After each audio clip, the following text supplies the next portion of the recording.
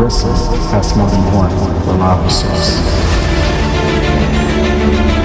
Word on the street.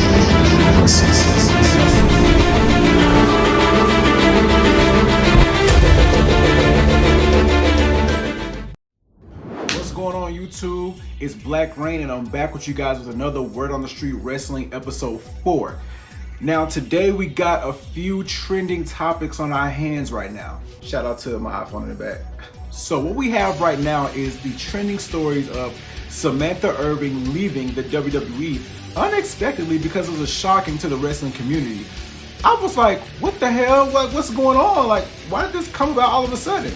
But you guys already know about that by now. Of course, it's already been out there. It's already been talked about with Woo. But I wanted to just wait until I found more sources on the situation before I spoke about it. And then on top of that, we got the other rumor of Oba Femi being called up to Monday Night Raw. Isn't that a little bit too soon? I thought he was gonna have at least an NXT title run first before he got called up, but I mean, hey, they're strapping the rocket to this guy if he's coming to the main roster. So let's talk about it. Now, this is not a story, but I wanted to talk on it. It happened last night on Monday Night Raw. Sami Zayn talking to Solo Sikoa. I wanted to get my thoughts and opinions on that and what I think could potentially happen with that situation or that dynamic going on. Now, you guys know in my previous video, I said that I do not care to have Sami Zayn in this Bloodline story, but if Sami Zayn is gonna be a heel like I'm predicting him to be, then by all means, I'm for it. But my thing is, I still prefer him to not be involved. Like, I just don't want to be part of the story, period. Like, find your own business, bro. Like, you got something else, like, find you something else to do. Go partner with Kevin Owens or something, because he turned heel too, looks like. So let's get into the topics. Let's start with the most talked about topic that's been going on for the past week. Samantha Irvin leaving the WWE. Now, this shocked me because my thing is, she was just praised by Lilian Garcia a month or two ago about her work she's been doing in the WWE as a ring announcer. And then on top of that, Samantha Irvin always said that she enjoyed doing her job. Like, she was always seeming enthusiastic about the position, always vibing out with the crowds, loved watching the action going on in the ring, her announcing with so much passion. It's kind of a twist because after she had left, she gave a thank you to all of her colleagues, her peers, bosses, whoop-de-woo, the whole nine. But my thing is, after she left, this is what threw me for a loop. Samantha Irvin sat there and said that she did not like ring announcing.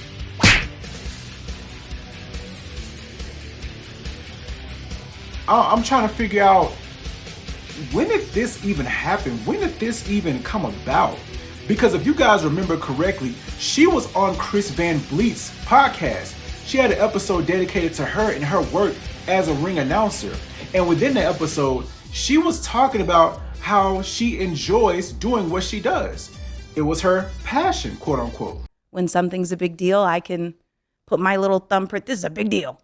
It's a big deal. It ramps up the moment. That's great. It's amazing. I'm having a blast out there. It's very evident. Yeah.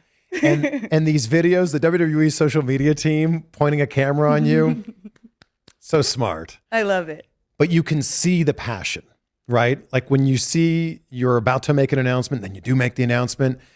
It's like passion personified. Thank you. Thank you so much. I'm proud that I can use my voice for this. There were a couple of sources that came out and said that her schedule was conflicting with Ricochet, who is under fire about the fact that she's leaving the company or had left the company. But I called this months ago. When Ricochet left, I said Samantha Irvin is definitely going to follow suit. She's definitely not going to be there for much longer because once someone's significant other leaves the company, they follow suit. They go right after them because they want to be together, which is understandable. But her leaving on a note like that, saying that she didn't like it and that she don't have to answer to no bosses, and then she came out and said that Ricochet is now a millionaire, so she doesn't have to work at all.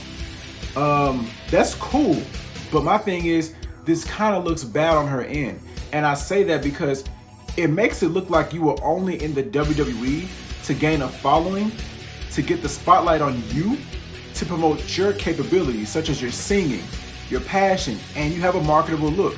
It seems like you were there just for clout. Now, I'm not saying that she was, but that's what is given right now. Because my thing is, if you felt this way during the process, then it would have shown on screen. Now, some people are good at hiding their displeasure for the business. But with her, she got praise from the WWE Universe. Now, yes, when you do get praise, there comes hate as well. Samantha Irvin was one of the most well-liked ring announcers. People were comparing her and saying that she was on the same level, if not better, than Lillian Garcia. Now, she also said that she wanted to see herself in a different role, such as a general manager or someone in the back segments, settings. That's fine, but do you know how crucial the ring announcer role is to a WWE product or a wrestling product, period? Ring announcers aren't just like irrelevant people on screen. They have a voice as well. They're the voice behind people being announced in the ring. This is why Chelsea Green has her trademark in the entrance, because of your voice.